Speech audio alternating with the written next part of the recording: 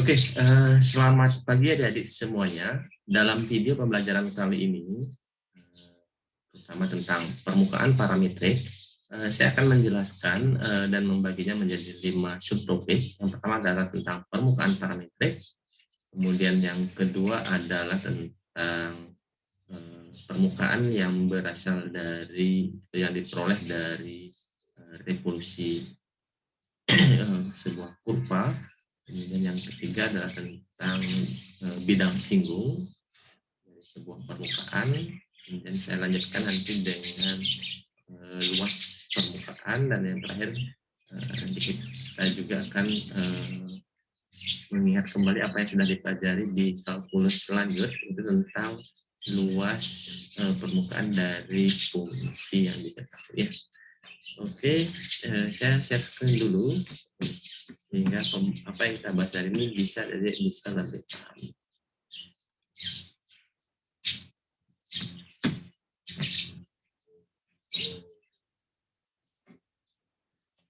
Oke, di layar sudah nampak ya. Jadi materi kita hari ini adalah 16.6 tentang permukaan parametrik serta luasnya.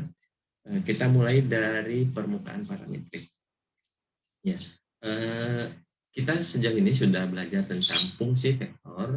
Di antaranya ada fungsi vektor yang hanya bergantung pada satu parameter.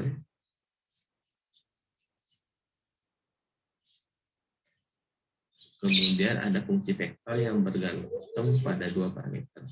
Nah, untuk yang satu parameter kita sudah mempelajari grafik dari fungsi vektor ini yang selanjutnya kita kenal sebagai kurva ruang. Nah, sementara untuk fungsi vektor dengan dua parameter, nanti kalau kita gambarkan dengan bantuan CAS, komputer algebra sistem, grafiknya nanti berupa permukaan. Nah, sebagai ilustrasi, adik-adik bisa perhatikan dua gambar di bawah ini. Ini adalah gambar yang pertama, ini adalah gambar yang kedua. Nah, di gambar pertama, adik-adik bisa lihat domain itu D dari fungsi vektor dua parameter. Dalam hal ini, dia berupa daerah di mana UV, UV-nya itu adalah elemen dari T. Nah, kemudian oleh persamaan fungsi R itu dipetakan ke S.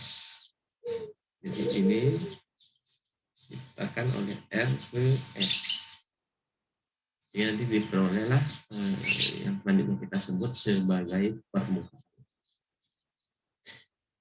Nah, dengan demikian, dari fungsi vektor ini kita himpun titik-titik X, Y, Z-nya di R3 dengan domain UP di D. Nah, inilah yang selanjutnya kita sebut sebagai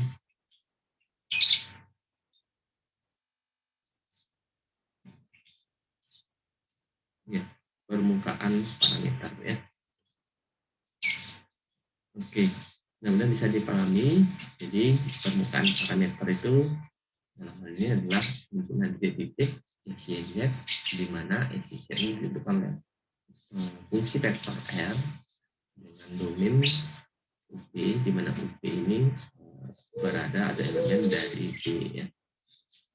Oke, untuk lebih memperjelas, saya akan memaparkan contoh satu. Nah, di contoh satu ini, jadi bisa lihat di sana diberikan fungsi vektor RUP, jadi dua parameter dengan parameter U dan V dengan persamaan seperti ini. Nah, bagaimana men-sketch atau menggambar permukaan parametrik dengan fungsi vektor yang diberikan? Ya, adik-adik harus kenali dulu komponen-komponen pembentuk titiknya, yaitu X, Y, dan Z. Nah, dari sini kita temukan ini adalah komponen X, ini adalah Y, dan ini adalah Z.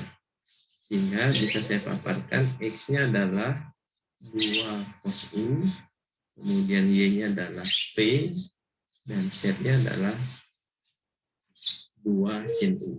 Nah, jadi bisa perhatikan di sini X, Y, dan Z itu bergantung pada parameter U dan V. Nah, selanjutnya sama halnya dengan kita menggambarkan atau men-sketch dari kurva uang, kita kenali dulu pola atau bentuk yang mudah kita bayangkan. Dalam hal ini, jadi bisa mengkaitkan antara X dan Z-nya.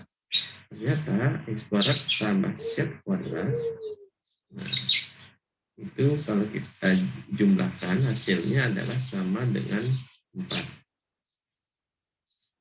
Nah, dengan demikian kita memiliki sebuah permukaan dengan X kuadrat tambah Y kuadrat sama dengan 4, kemudian Y-nya itu adalah sama dengan V. Jadi ibaratnya kita seiring dengan perubahan Y, kita memiliki sebuah lingkaran. Jadi tumpukan dari lingkaran dengan jari-jari 2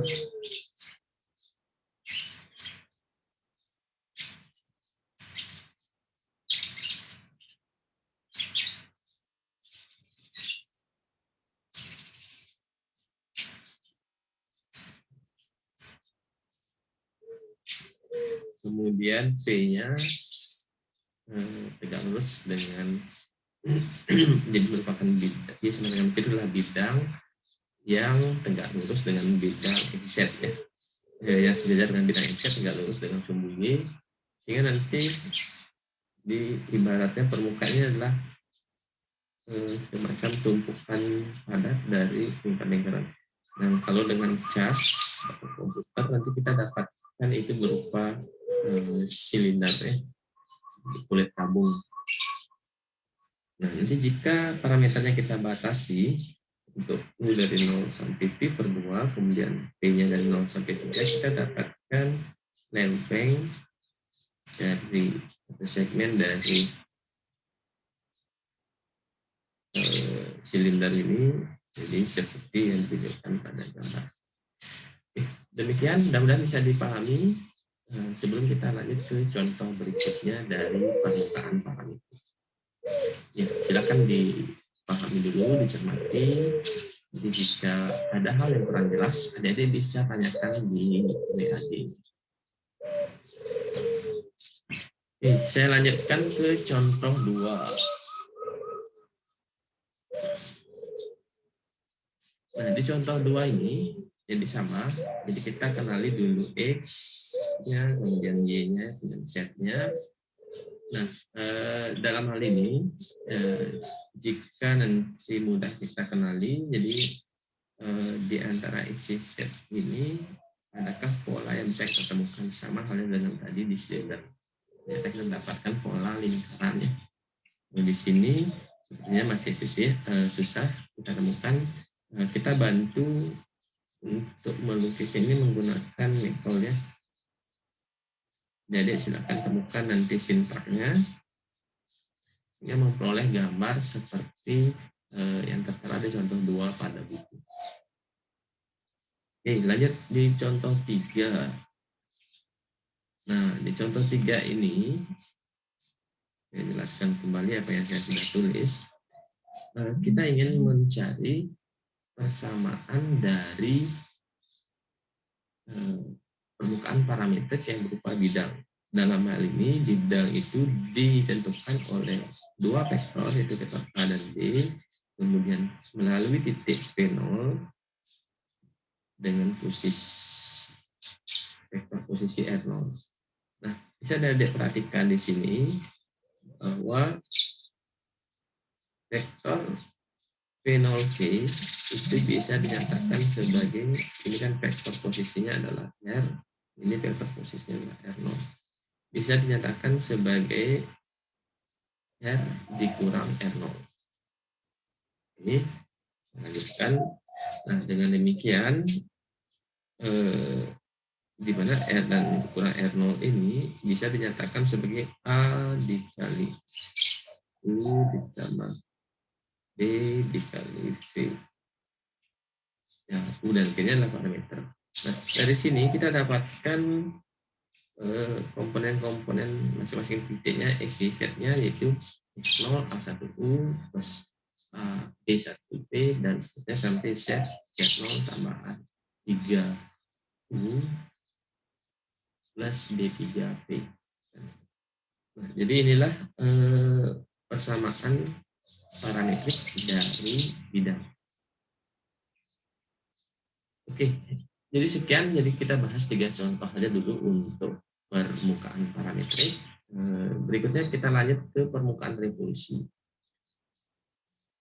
Ya, nanti jika ada pertanyaan ditanyakan lewat atau kita diskusikan melalui WA. Oke, lanjut ke permukaan revolusi.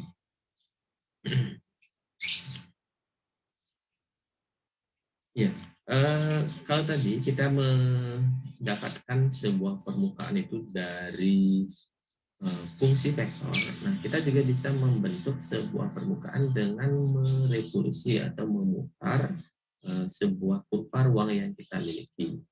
Nah, semisal kita memiliki kurva di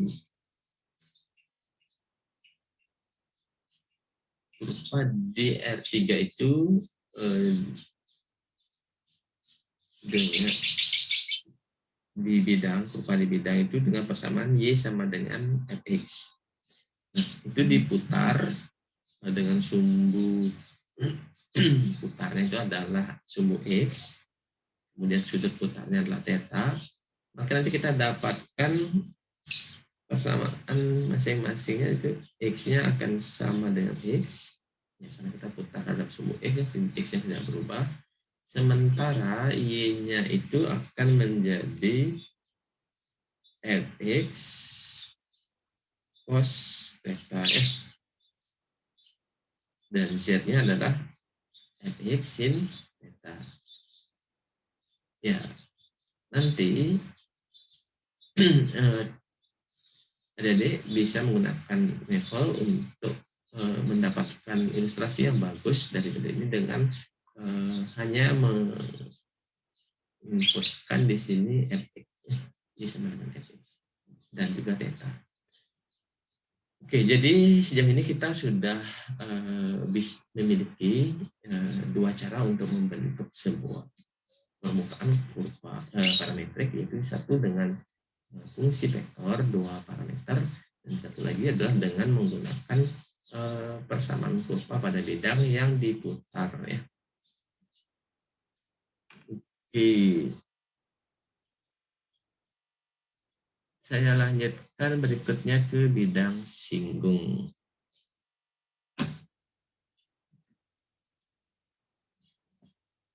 Nah, adik-adik bisa perhatikan gambar yang saya berikan pada layar. Nah, bisa saya jelaskan begini gambar. Jadi misalnya kita ambil sebuah titik pada domain. Di sini kita bicara kembali ke permukaan parametrik yang ditentukan oleh fungsi vektor. Di ini domainnya, ini adalah permukaan. Nah, adik bisa perhatikan di sana. Di domain, misalnya ambil sebuah titik tertentu, U0, V0. Nah, di sini, sehingga petanya oleh R, itu dipetakan ke titik V0. Jadi dari U0, V0, dipetakan ke V0. Nah, sekarang coba adik-adik perhatikan, ketika R itu hanya bergantung, ketika kita buat tetap hanya bergantung pada V, nah, kita dapatkan jejak permukaan. Begitu juga untuk R ketika U0. Nah, sehingga kita dapatkan dua jejak permukaan yang saling tegak lurus, ya. Yang saling berpotongan, ya, karena nanti kita dapatkan jejaknya itu garis singgung, di garis singgungnya saling bertegak lurus. Oke, nah kedua garis singgung ini bisa kita gunakan sebagai dasar untuk membentuk bidang, ya, bidang singgung. Demikian, di sini kita turunkan secara parsial terhadap P, di sini kita turunkan secara parsial terhadap U. Untuk mencari normal dari bidangnya, kita cari RU cross RP. Kemudian melalui P0. Nah, dengan demikian, mudah bagi kita mencari bidang singgung dari suatu permukaan jika parameter U0 P0-nya diketahui. Titiknya yang bersesuaian adalah P0. Untuk contohnya, jadi bisa langsung perhatikan di buku. Di sana, ya ketika disuruh mencari bidang singgung, jadi tinggal mencari vektor normal dan titik. Sehingga nanti persamaannya adalah persamaan bidangnya. Jadi vektor normalnya itu kan adalah RP RU cross RP. Vektor normalnya didotkan dengan P0 P. Itu hasilnya adalah persamaan dari bidang singgungnya. Oke, mudah-mudahan bisa dipahami. Saya lanjutkan ke bagian D. Nah, di sini kita akan belajar luas permukaan. Nah, kita ambil segmen persegi panjang di domain dari RUP-nya. Kemudian segmen luas di domain ini akan kita petakan setiap titiknya sehingga dapat segmen luas permukaan di sini. Yang nanti bisa kita definisikan sebagai jumlah Riemann dan kita peroleh luas permukaan parameter itu antara lain adalah AS. Jadi integral lipat 2 dari, nah itu tak lain kita dekati dengan bidang singgungnya. Jadi RU cross RP D1.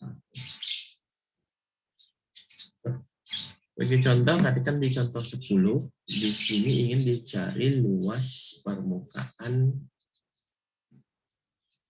dengan persamaan parametriknya adalah X, Y, dan Z seperti diketahui ya.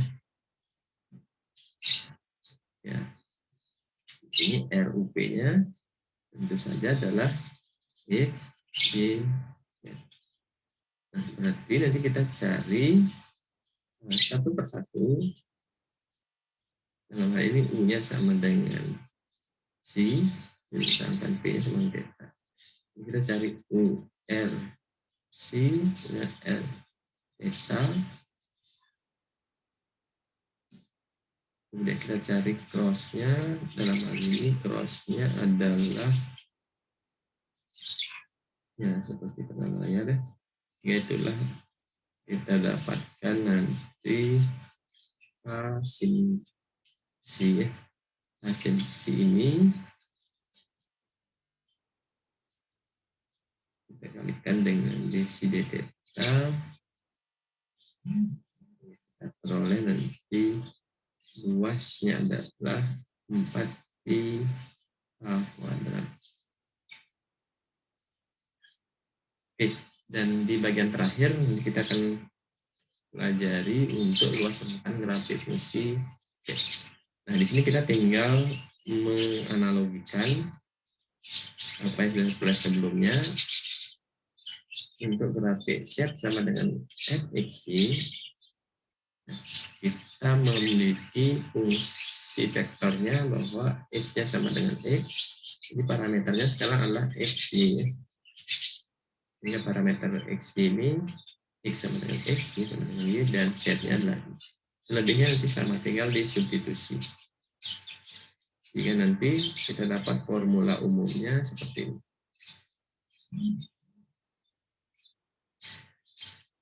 Oke, saya rasa untuk 16.6